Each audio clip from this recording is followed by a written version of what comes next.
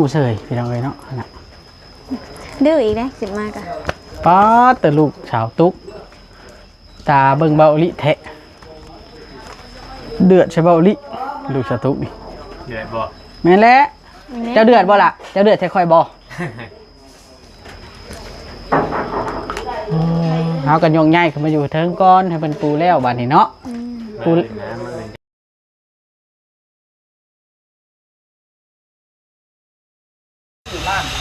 พี่น้องเนาะ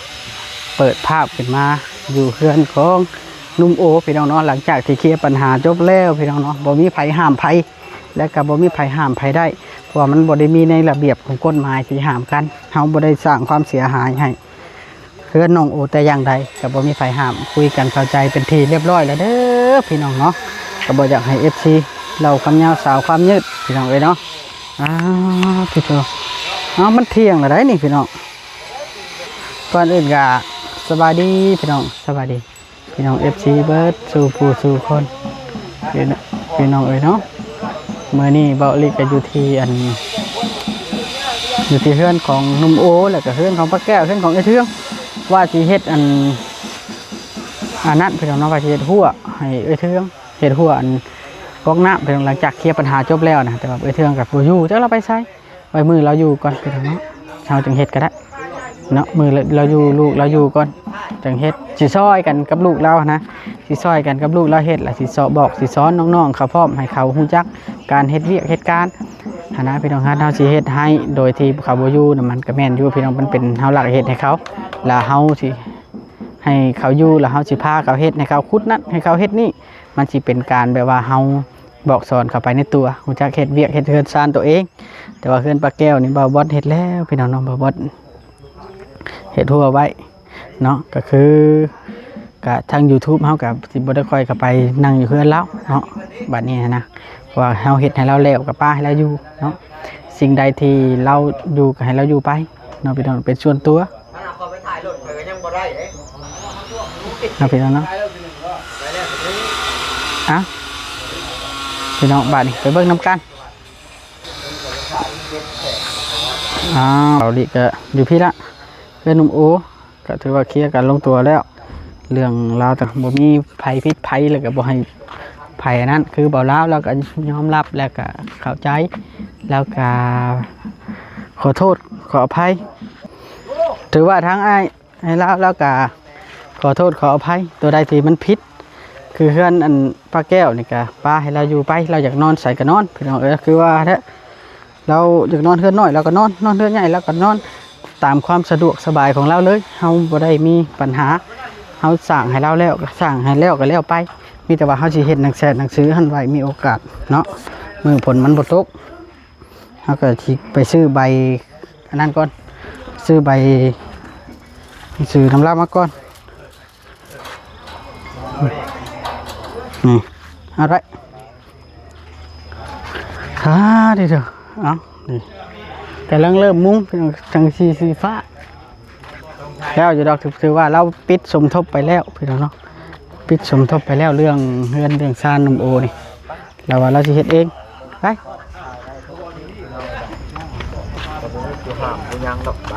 เบิดแล้วบ่ผู้ห้ามเผาเบิดสบายดีแม่เข้าใจกันแล้วโอเคดีแล้ว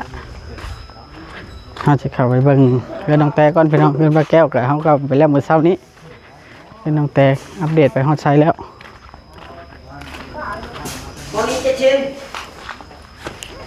มือคุณนายแทนจะได้ลงไปนอนอยู่ทางดุมเนาะคนเล็กลงมานี่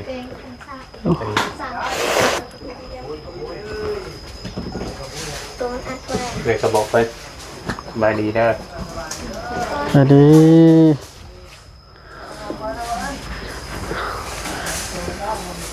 โอ้ยแนมหน้าหาเรื่องแต่ว่าผู้อยู่ในอู่นะเบิ่งคักเลยมันเดิมหูจักฟังเสียงฟังอย่างเลยจื้อข่อยแล้วบ่จ๊ะเดิมจักเลยแล้วจะกินนมบ่น่ะอีกจะหน่อยหอยยักษ์ชงจำเดือนยังไปได้อุ้มได้ติดเดี๋ยวจะไปน้ำพุนั่นเราเล่นแม่นแล้วอีกหน่อยนี่เนาะคุยกันเข้าใจแล้วบัดนี้น้องแต่สบายใจเลยเนาะคือว่าน้องแต่จนให้บ่เอาเลยเอาทีนี้อันนี้ ใบว่าลำบากใจบ่อยากให้หายกันบ่ แม่นถ้าอยู่ นั่นแหละซุปอ้ายเข้าใจกันแล้วบัด กันอยู่คู่มือมันสิผิดกันแม่น นี่แหละพี่น้องน้องแต่เราบ่อยากให้ผิดกันต้องเข้าใจนี่ก็ได้หมอน้อยๆนี่ขึ้นว่าน้ำหมูเสยพี่น้องเอ้ยเนาะนั่นน่ะ ดื้ออีกแล้วสิมากอะ ป๊าดแต่ลูกสาวตุ๊กตาเบิ่งเบาลิแทะเดือดใช่เบาลิลูกสาวตุ๊กนี่ เดือดบ่ แม่นแหละเจ้าเดือดบ่ล่ะเจ้าเดือดใช่ค่อยบ่เฮากันยงใหญ่ขึ้นมาอยู่เทิงก่อนให้เพิ่นปูแล้วบัดนี้เนาะ ปู น้ำมันอื่นกัน ปูแล้วมันก็เย็นแล้วบัดนี้ มันก็สิบ่ฮ้อนปานใดมันน่ะกระเบื้องเนี่ย แม่นน้องตุ๊กคือแต่งตัวแท้อันนี้ ยังบ่ได้อาบน้ำเลย แนวบ่ได้อาบน้ำคือทาแป้งใช่น่ะ ไอ้เว้าอยู่ เอาแล้วคือหน้าขาวจะเก่าบ่ แม่บ่อาบน้ำลูกเลยบ่อยากดูดนมไอ้เว้าอยู่แม่อันนี้เปิดเผยความจริงแล้ว ว้าบ่ได้อาบน้ำวันเสาร์นี้เมื่อคืนได้อาบแล้ว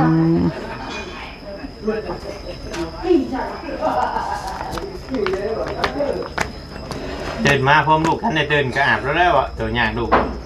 ดังขวยแล้วก็หนึ่งเขาตื่นเนาะตื่นแต่เช้าเลยได้เดี๋ยวนี้นะฮอน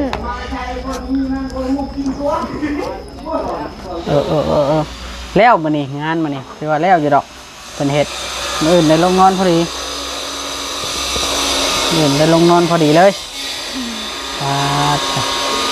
ขึ้นเข้ายังเด้นี่ข่อยอยากเข้าแล้วได้นี่ ยังบ่มี ยังมีอาหารบ่ไปใช้ละจานนะจานบอยนะอ้าวบ่ฮ้อนบ่จานบอยนี่อุ้ยน้อยแห้งมานี่เนาะนะแซ่บลูกออกมาใหม่ได้ น้อย นะ แต่นั่นเขาเจ้า เฮ้ย นั่นเนาะ เออ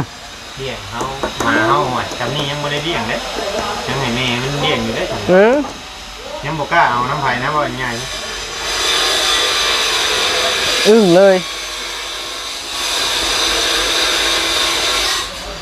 ตึกแล้วบ่ ยังจบได้ๆกำลังตั้งกล้องเนาะ อ้าวคุยกันแล้วนะ เจ้าสิว่าหยังล่ะเอาเราช่วยฟังดูนี่ คุยจบกันแล้วบ่คุยกันนั่น อันนั้นเข้าใจกันแล้ว เรื่องแต่ละเรื่องมันก็เข้าใจกับพิษกันมีพิษมีถือกับเราผู้ใดก็ได้ แต่ว่าเราต้องหันหน้าเข้าหากันแบบนี้แหละน้องๆแต่ต้องหันหน้าเข้าหากันคุยกันให้เข้าใจเอ้าตกใจเลยจ้ะ ไปถอกนมให้ม้านี่อย่ามันบูด โอ้ก็ไปตามมาก็เป็นลูกน้องตุ๊กบัดเอานมน้องตุ๊กให้มากินเด้ แม่น่ะ ก็ต้องซื้อเลย ใครแม่นว่าสิพิมพ์บ่สิได้อยู่นี่มาหน่อยก็มี พ่อแม่สมบูรณ์น้ำนุ่มกับชลายแน่เนาะ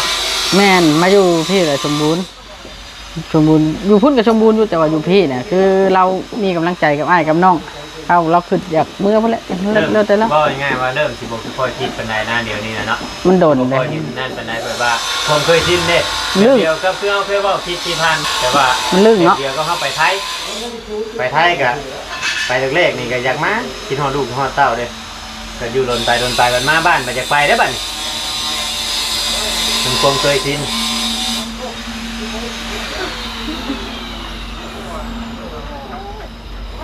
คุณขี่ให้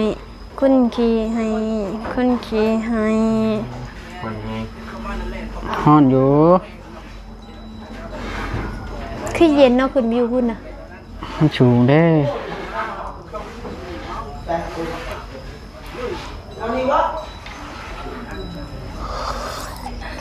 แล้วเรื่องไว้นี่ก็เจ้าคอยก็สบายใจ แม่เฒ่าแก้วไปอีกแล้วเนาะเฮาไปอยู่เพื่อนเดี๋ยวนี้เนาะ แมนเรื่องแต่ละเรื่องมันก็จบไปด้วยดีใช้ชีวิตไปบัดนี้นะซ้ำเพื่อนน้องโอเพิ่นแล้วเอ้า เป็นยัง เราสิให้แล้วนั่นน่ะ แปลงประตูบ่ เป็นตุกุเยี่ยม จบคิดดีเมื่อแล้วครับ มันฮ้อนบ่ เบียดของเจ้าของปะ เปียกหยังเรา ได้มะ เบียดน้ำให้น้ำหน้าเหมือนยัง ตุ๊กเอ้ยมาเอาลูกนี่ตุ๊กเอ้ยให้แล้วนี่ เออ ฮะบาทนี่เอาไม้มาอ้ายดูน้องเต้เจ้าเงาะลูกซะ เนาะหลาน เงาะหลานเนาะเฮียนเอาแล้วเจ้าหน่อยพันลูกเจ้าของด้วยจ้ะเป็นแล้ว เป็นแล้วเรื่องน้องได้ใหญ่เบิด3เลย อุ้ยเป็นแต่ บุญกับผมแล้วไปก็มีบอลขึ้นบอลอย่างแล้ว อย่าแล้วให้ มีบอลขึ้นบอลอย่างแล้ว ไม่ใช่หนาก็ได้ โอ้ฮอนแห้ง แล้วบอก ฮะ บอกขนมจุกหาแพ้เบ็ด7กิโลมันเกี่ยงเลย แม่นแล้ว ยาแนว ต้องเสร็จแล้วมันบ่งามได้ เราแพ้ไปได้แพ้10ตัวเลย นี่ล่ะพี่น้องเอามานั่งพักผ่อนก่อนฮอนแห้ง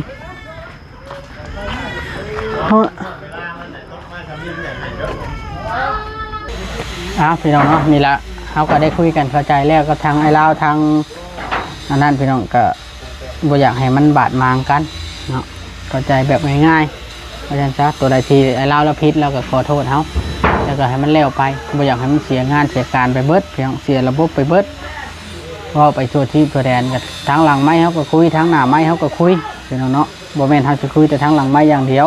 ว่าให้ผู้หลักผู้ใหญ่เพิ่นพิจารณาแล้วก็เบิ่งน้กันว่าแต่ละคนว่าใดความผิดแบบใดเนาะคือว่าบ่ทันได้มีความผิดหยังเนาะให้เบิ่งไปน้กันเรื่อยๆเบาลีว่าทีเดียวเราต้องเบิ่งไปเรื่อยๆเอาไว้มันแบบว่ามันบ่สมควรนะพี่น้องบางเทื่อมันบ่สมควรสิห้ามกันท่ายแต่ว่ามื้อนี้ก็ได้ฮู้จากปากแล้วตัวใดที่มันนั่นก็ได้พี่น้องเนาะถึงว่า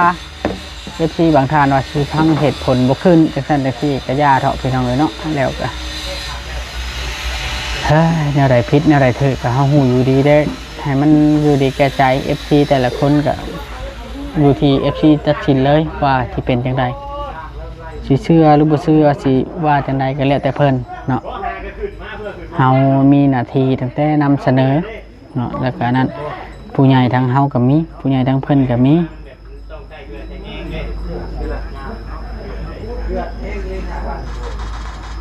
มาไปทำละเดี๋ยวโอ้การดำเนินการไปเรื่อยๆพี่น้องเลยเนาะเรื่องดราม่าให้มันดราม่าไปหน่อยเนาะคนเฮานะ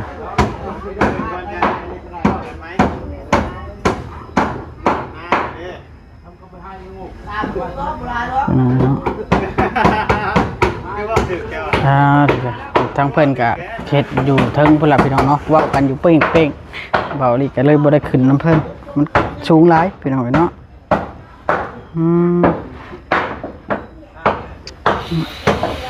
เฮ็ดได้ครับพี่น้องเอ้ยมันเป็นแบบนี้เลยผู้ใหญ่เพิ่นก็บ่ได้ก็แล้วแต่เพิ่นว่าซั่นซะแต่ว่าทั่วกับลุงเบาเล่าหลายได้ไปหน่อยเนาะเพราะว่าเราก็เอาผู้ใหญ่ทางเราเขาก็เอาผู้ใหญ่ทางเรานะเขาก็มีผู้ใหญ่คือกันนี่แหละให้ลุงแก้วเราเก็บงาน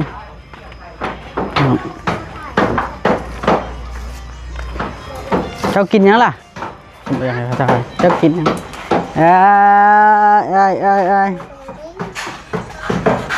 ไปกินเพื่อนสีดังไฟกินบ่กินยังน่ะกินยังอร่อยเนื้อหมูอะไรหิวเรียบร้อยแล้วบ่นี่เรียบร้อยแล้วบ้านี่พี่น้องเอ้ยขักแล้วบ้านี่นะเดือดท่ายาได้ป่ะเดือดทายาแนวบ้านี่นะพี่น้องเลยเรียบร้อย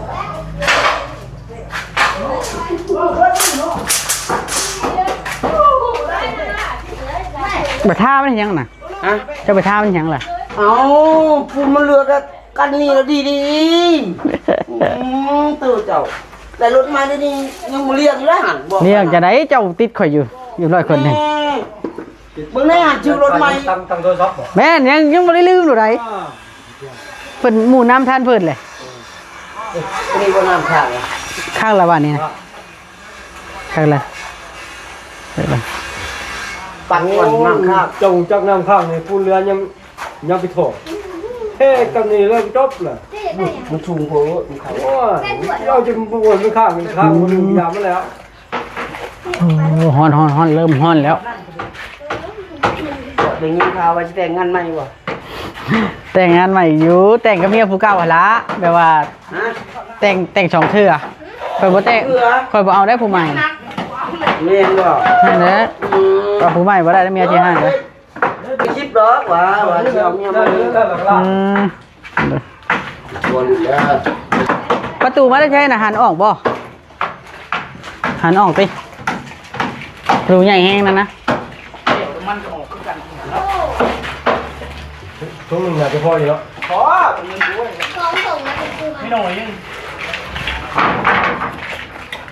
แก๊สหนึ่งคลิปตัวบ่ เราจะเหยียบเด้อ ไปเหยียบมันเปื้อนเนาะแนวมันเปื้อนผู้ใดอยากเหยียบ อย่าว่าอย่า นั่นเปื้อนไปเหยียบดอกโอ้หนองกระตุก อย่าช้อนยังอีก ลูกน้องทางอุตพรหลายคนอันคนแรกคนอะไรก็ได้ดูว่ายาเนี่ยอันคนละไล่อะไรให้เจ้าก็ได้อย่าไปแก๊สหนึ่งชิปทงอย่างเยอะเพราะว่า